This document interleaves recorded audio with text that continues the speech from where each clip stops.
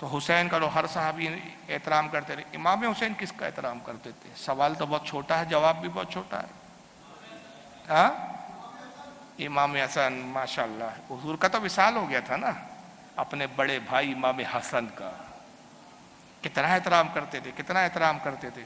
یہ حدیث پڑھا تھا نا، خدا ہی قسم آنکھوں میں آنسو آ رہے تھے میرے۔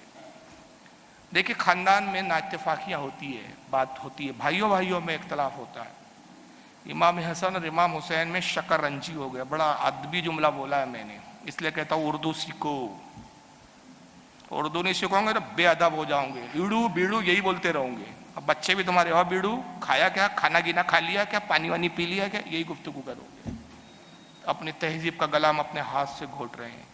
مانا کہ اردو زبان جو ہے روزگار کی زبان نہیں رہی، اردو پڑھانے سے اب روزگار نہیں ملتے، بچہ کمپٹیشن میں آگے نہیں جا سکتا، لیکن خدا کے واسطے جب انگلش میڈیم کے لیے ہزاروں روپے کی فیسیں دیتے ہو، لاکھوں روپے کی فیسیں ہیں بھائی، لاکھوں، 3 لاکھ سالانہ فیس دیتے ہو، نرسری کے بچوں کو جو دیے جا 60-70 ہزار روپے تو ایڈمیشن کی فیس دے کر آتے ہو، مگر ایک مولوی کو گھر پہ بلا کر 1000 روپیہ 2000 روپیہ مہینہ دے کے اردو پڑھانے کی توفیق نہیں ہے، عربی پڑھانے کی توفیق نہیں ہے۔ ابھی ساری دنیا کی بھاگ دوڑ میں لگے ہیں اور اردو سے ناواقف ہو رہے ہیں، عربی تو بہت اللہ ہی مالک ہے، عربی تک تو پتہ نہیں، رسائی ہے یا نہیں، وہ تو یو پی اور بہار کے لوگوں نے عربی اور مدرسے میں جانے کا ٹھیکہ لے رکھا ہے، مہاراشٹر والوں کو تو کوئی مطلب ہی نہیں ہے، بھائی عالم تو ہم بنانا ہی نہیں ہے۔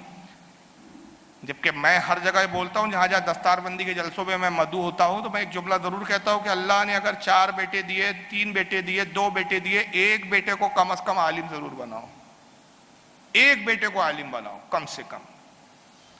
کیوں؟ معلوم ہے ایک بیٹے کے عالم کا مطلب، ایک بیٹے کا عالم کا مطلب وہ عالم آپ کے خاندان میں، آپ کی فیملی میں، آپ کے گھر میں پورے خاندان کو آپ نے بدعقیدہ ہونے سے بچا لیا، وہ عالم سب پہ نگاہ رکھے گا۔ ہر خاندان کا فرض، بھائی ہمارے خاندان میں عالم ہے، اپنا مسئلہ اس سے پوچھیں گے، بعد وہ بہکانے والی ٹولیوں کے پیچھے کیوں جائیں گے؟ ایک تو یہ فائدہ ہوا۔ دوسرا فائدہ، جس گھر میں عالم ہوتا ہے اس گھر میں، اس فیملی میں، اس خاندان میں برکتیں ہوتی ہیں، اور سب سے بڑا فائدہ آقا فرماتے ہیں، رسول اللہ کی صحیح الاسناد حدیث ہے، صحیح حدیث نہیں ہے، کہ قیامت کا دن ہوگا، اللہ فرمائے گا عابدوں کو لایا جائے، عبادت گزار عابد لائے جائیں گے، اللہ فرمائے گا جاؤ جنت میں چلے جاؤ، تیری عبادت قبول کی ہم نے۔ زاہد کو لایا جائے گا، جا تیرے زہد کو قبول کیا، جنت میں چلا جا۔ حافظ کو لایا جائے گا، تیرے قرآن کی تلاوت کو قبول کیا، جنت میں چلا جا۔ حاجی کو لایا جائے گا، جنت میں جا۔ ہر آدمی سنگل جا رہا ہے، حاجی سنگل جا رہے ہیں، حاجی صاحب تمہارا عمل قبول ہے، جاؤ۔ قاری صاحب آپ کا عمل ہے قبول، جاؤ۔ عابد صاحب آپ کی عبادت قبول ہے، جاؤ۔ آقا کہتے ہیں میری امت کے عالم کو لایا جائے گا، اللہ فرمائے گا رک، ٹھہر جا۔ عالم رو پڑے گا، پروردگار کیا مجھے جہنم میں بھیجا جائے گا؟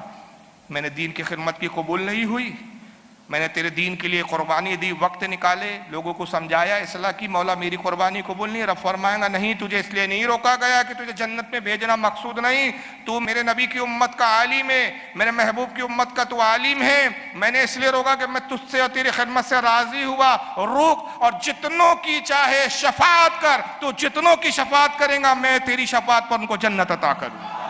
آقا کہتے ہیں اس کی کوئی حد اور لیمٹ نہیں ہوں گی۔ سب سے پہلے وہ عالم اپنی کتنی نسلوں کو بخشوائیں گا؟ ایک خاندان کو نہیں، باپ کو نہیں، بھائی کو نہیں، بیوی کو نہیں، بچوں کو نہیں، 7 پشتوں کو۔ کتنی پشتیں؟ 7 پشتوں کا مطلب سمجھے؟ میں ایک پشت ہوں، میرے دادا دوسری پشت، دادا کے اوپر ابا وہ تیسری پشت، پھر اب دادا کے ابا کے ابا، ابا کے ابا، ایسی 7۔ تو یہ صرف سنگل نہیں، دادا کا جو کنبہ تھا وہ ایک پشت ہو گیا، پھر پردادا کا جو پورا کنبہ تھا وہ ایک پشت ہو گیا، لکڑ دادا کا جو پورا کنبہ تھا وہ ایک پشت ہو گیا، ایسی 7 پشتوں کو۔ اور 7 پشتوں کے بخشوانے کے بعد بھی رب کہیں گا اور بخشا، تو عالم اور بخشوائیں گا، یہاں تک کہ آقا پھر ایک مثال دیتے کہ ایک شخص آئیں گا اس وقت عالم کے پاس، کہیں گا السلام علیکم، بس حضور مجھے جہنم میں جانے کا حکم ہو گیا ہے، لیکن رب نے مجھ پہ اتنا فضل کیا کہ رب نے فرمایا کہ جا کوئی اپنا شفیع تلاش کر، تیرے کچھ اعمال اچھے ہیں، کچھ خراب ہیں، تیرے گناہوں کے پلہ میں گناہ زیادہ ہے، نیکیاں کم ہیں، لیکن تیرے کچھ عمل اچھے ہیں، باوجود اس کے کہ تیرے گناہ زیادہ ہے، جا کوئی شفیع تلاش کر، شفاعت کرنے والا لا کہ اس کی سفارش سن کے میں تجھے بخش دوں۔ تو میں حضور آپ کے پاس آیا ہوں، والد صاحب کہے کہ میں تو آپ کو جانتا نہیں، میں آپ کی شفاعت کیوں کروں؟ اور کیوں کر رب تبارک و تعالیٰ آپ کے حق میں میری شفاعت قبول کرے؟ تو وہ شخص کہا حضور آپ مجھے نہیں جانتے، میں یاد دلاتا ہوں، آپ میری بستی بھی آئے تھے، اللہ رسول کا ذکر کرنا آپ کا مقصود تھا، نماز کا وقت ہوا، آپ نے وضو کے لیے پانی مانگا، میں ایک لوٹا پانی وضو کے لیے لایا تھا، میں وہی ہوں، آپ بھول گئے؟ کیونکہ ظاہر ہے اب ہزاروں لوگوں سے علماء ملتے رہتے ہیں، آپ بھول گئے میں نے ایک لوٹا پانی وضو کے لیے دیا تھا، آج اس ایک لوٹا پانی کے لیے یہ بدلہ چاہتا ہوں کہ اس کے عوض آپ میری شفاعت کریں۔ آقا فرماتے ہیں وہ عالم اسے ایک لوٹا پانی کا بدلہ یہ دیں گا کہ اللہ سے عرض کریں گا اے پروردگار اس نے وہ ایک لوٹا پانی لایا جس کی وجہ سے میں نے ایک وقت کی تیری عبادت کی، اس ایک لوٹا پانی کے عوض میں شفاعت اور سفارش کرتا ہوں کہ تو اس کو بخش دے، اللہ تعالیٰ اس کے عوض بھی اس کو بخش دے گا۔ تو بھائی عالم بناؤ، عالم نہیں بنا سکتے تو کم سے کم بھائی جہاں لاکھوں روپیے آپ انگلش میڈیم میں پڑھانے کے لیے اپنی اولاد پہ خرچ کر رہے ہو، گھر میں ایک حافظ قرآن، ایک اردو پڑھانے والا 1000 روپیہ 1500 کیا لیتے بیچارے ہمارے علماء یار، اس پر بھی ہم کو بڑی تکلیف ہوتی ہے کہ مولوی لوگوں کو پیسے کی ضرورت ہے۔ مولوی تو پھٹیچر رہنا چاہیے، سائیکل چلائے تو بہت اچھے مولانا ہے، گاڑی پہ جا رہے تو ابے ملا کے پاس پیسہ بہت آگے رہے۔ یہ ہماری ٹینڈنسی، جو قوم اپنے رہنماؤں کو خوشحال دیکھنا نہ پسند کرے وہ قوم کو اللہ تعالیٰ کیسے خوش رکھے پھر؟ تو اس لیے کروڑوں کے کاروبار کے بعد بھی پریشان ہیں۔ بہرحال یہ موضوع نہیں ہے میرا، تو خدا کے واسطے اردو پڑھوائیے آپ، تاکہ اردو پڑھے بچے تو آپ احساس ہو، دین سیکھے، دین کی کتابیں پڑھیں، کیونکہ اب زیادہ تر کتابیں اردو میں بھی آنے لگی ہے۔ تو بہرحال بات کہیں اور چلی گئی، تو شکر رنجی ہو گئی، میں نے ایک ورڈ کہا تھا، تو شکر رنجی کا کیا مطلب ہوتا ہے؟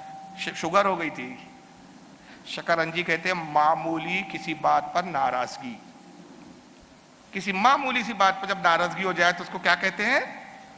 شکر رنجی۔ یہ اردو کا ادب ہے۔ امام حسن اور امام حسین میں شکر رنجی ہو گئی، ناراضگی ہو گئی، دونوں بھائیوں نے ایک دوسرے سے بات کرنا بند کر دیا۔ اب آپ کہیں گے یار فاروق صاحب بڑی عجیب بات ہے، آپ کی بات میں تو تضاد آ گیا، ابھی آپ کہہ رہے تھے کہ حسین پاک جس کا سب سے زیادہ احترام کرتے تھے وہ حسن تھے، پھر ناراضگی؟ ہاں بھائی دنیا ہے، دنیا میں کچھ باتیں ہو جاتی ہے، باپ سے بیٹے کی ہو جاتی ہے، اولاد کی ماں سے ہو جاتی ہے، تو پھر بھائی سے ہو تو کیا بعید ہے؟ ہو گئی بغیر شکر رنجی، اب بات چیت بند ہو گئی، دونوں ایک دوسرے سے بات نہیں کر رہے ہیں، دیکھ رہے ہیں لیکن خاموش ہے۔ درمیان میں ابو ہریرہ آتے ہیں، آنے کے بعد سب سے پہلے امام حسن کے پاس گئے، کہا کہ اے حسن پاک کیا معاملہ ہو گیا کہ آپ ایک دوسرے سے بات نہیں کرتے؟ کہا جاؤ حسین سے پوچھو، وہ بتائیں گے۔ اب یہ حسین پاک کے پاس کیا بات ہے، آپ نے اپنے بڑے بھائی سے بات چیت بند کر لی؟ اور انہوں نے کہا ابو ہریرہ وہ چھوٹی سی بات ہے، بس بھائی جان ناراض ہو گئے، ان کو ناراض بھی ہونا چاہیے تھا، انہی کی طرف سے یہ سب ہوا ہے، میری طرف سے تو کچھ ہے ہی نہیں۔ انہوں نے اپنی صفائی دی تھا۔ ابو ہریرہ کہتے ہیں کہ حسین لوگ آپ کو اپنا آئیڈیل مانتے، پیشوا مانتے ہیں، مقتدی مانتے ہیں، لوگ آپ سے سیکھتے ہیں، اگر آپ ہی میں یہ حال رہا تو پھر لوگوں پہ کیا اثر پڑے گا؟ آپ چھوٹے ہیں، آپ جائیے اپنے بھائی حسن پاک کو راضی کر لیجئے۔ تو حسین پاک کہتے ہیں نہیں میں نہیں جاؤں گا، اس میں ایک حکمت ہے ابو ہریرہ، میں چاہتا ہوں کہ حسن پاک خود آئے، وہ مجھے راضی کرے۔ تب ابو ہریرہ نے کہا کہ حسین یہ کیسی بات ہے، وہ آخر بڑے، کہا بڑے ہیں تو کیا ہوا، میں چاہتا ہوں کہ وہ مجھے راضی کرے، بات انہی کی طرف سے ہوئی تھی۔ حضرت ابو ہریرہ پھر امام حسن کے پاس گئے اور ان کو پھر تھوڑا سا نرم کیا اور کہا کہ آپ ہی پہل کیجئے، چلیے جانے دیجئے، چھوٹا بھائی ہے، چھوٹا بھائی اولاد کی طرح ہوتا ہے، آپ ہی بنوا لیجئے۔ تو امام حسن آتے ہیں، چلا کہا اچھا ابو ہریرہ ٹھیک ہے تم کہتے ہو تو میں جاتا ہوں۔ جانے کے بعد امام حسین کے پاس آئے اور ان کو راضی کیا، کہا بھائی حسین جو ہمارے بیچ اس کو ختم کرو، چلو آؤ گلے مل لو، یہ مل لو۔ اور اس کے بعد بھی پوچھتے ہیں کہ حسین تم نے یہ اچھا نہیں کیا، خیر ٹھیک ہے بات ختم کر دی ہم نے، لیکن تم چھوٹے ہو، تمہارا کام تھا کہ تم آتے اور ہمیں راضی کرتے۔ تو حسین پاک کا جواب کیا تھا؟ یہ وجہ تھی نہ جانے کی، اس لیے میں نے یہ عرض کیا کہ اپنے بھائی کا بڑا احترام تھا۔ کیا کہتے ہیں؟ کہتے میرے بھائی اصل میں معاملہ یہ کہ میں نے نانا جان سے ایک حدیث سنی ہے، اور حدیث یہ ہے کہ نانا جان نے ارشاد فرمایا کہ جو صلح میں سب سے پہلے پہل کرتا ہے وہ جنت میں پہلے جائیں گا۔ میرے عشق نے گوارا نہ کیا کہ میں پہل کروں اور جنت میں آپ سے پہلے چلے جاؤں،